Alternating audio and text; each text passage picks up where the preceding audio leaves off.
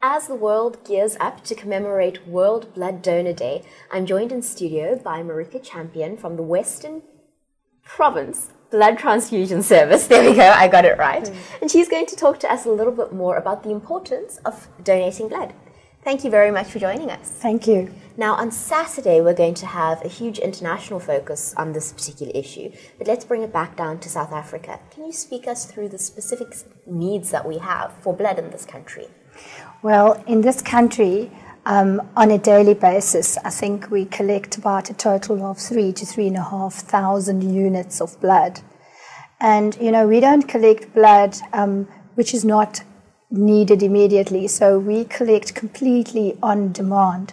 The mandate of the transfusion services worldwide is to collect blood to supply the demand of the hospitals.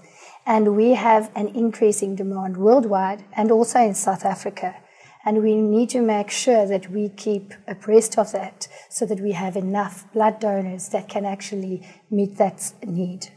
As it stands now, are you able to give us an indication of the blood that we have in reserve? I don't know if that's the correct term, but how long would that last us for?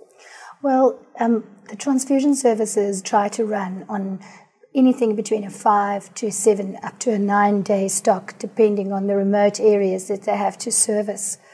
But actually, it doesn't really matter because blood is not something that can be stockpiled. So you can't suddenly collect 1,000 units and stick it in the fridge for a rainy day, if you know what I'm saying. Right. It has to, because blood expires after about 36 days. So blood has to be collected daily.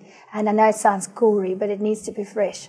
So we have to actually make sure that we have a daily collection that can meet our demand, and that we, you know, if we're going to use it daily, then we need to collect it daily as well. Right, that's something that I actually wasn't aware of, that we need blood every 30 days. It can't stay for much longer than that. So basically what you're saying is that we need donors who are regular, and we need to keep the system ticking over. Correct, because even though if you're donating today, for instance, you won't be able to donate for another 56 days because your body needs time to make up the red cells that it's lost. So donors are only eligible to donate roughly every 2 months, you know, and therefore we need new donors to make up for that cycle where the donor can't donate. Now, when you go to donate blood, you donate, how much is it? Is it a pint? It's 475 milliliters, so roughly half a liter. Okay.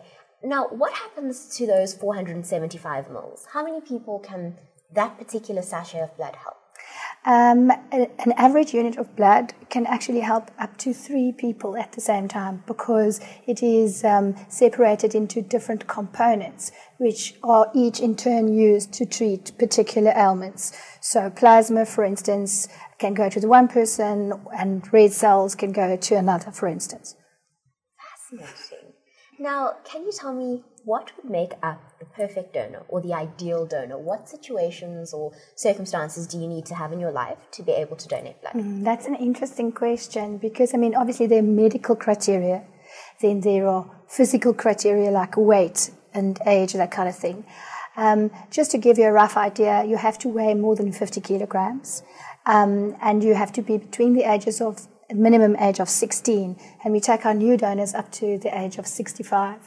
And then you have to lead a safe lifestyle, and by that we mean your medical conditions must be good, you must be generally in good health, and then also you have to lead a safe sexual lifestyle, which means that you have to have one sexual partner, and you must have been in your sexual relationship for at least 6 months.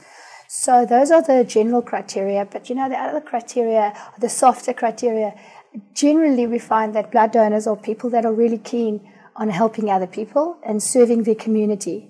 And they're very committed people, because many of them do it for up to 30 or 40 years. You know, they are a regular blood donor, and that's who they are, and that's what they do. It's a habit that they form. And that's great, because we do need those regular donors.